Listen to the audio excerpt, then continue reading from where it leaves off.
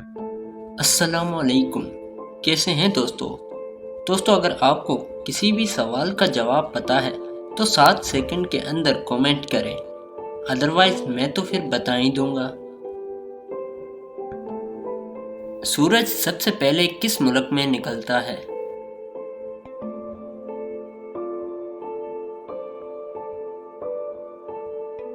Japan. سورج سب سے پہلے جاپان میں نکلتا ہے۔ خوشبوؤں کا شہر کس شہر کو کہا جاتا ہے؟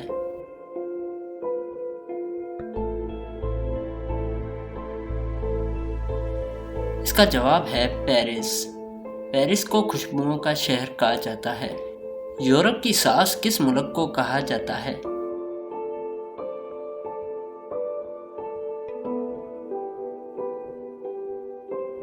ڈنمارک۔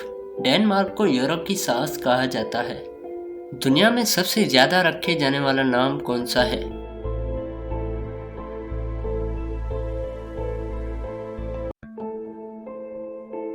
محمد۔ محمد دنیا میں سب سے زیادہ رکھا جانے والا نام ہے۔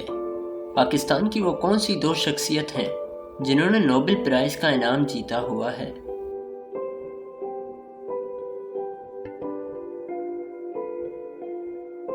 اس کا جواب ہے عبدالسلام اور ملالہ یوسفزئی۔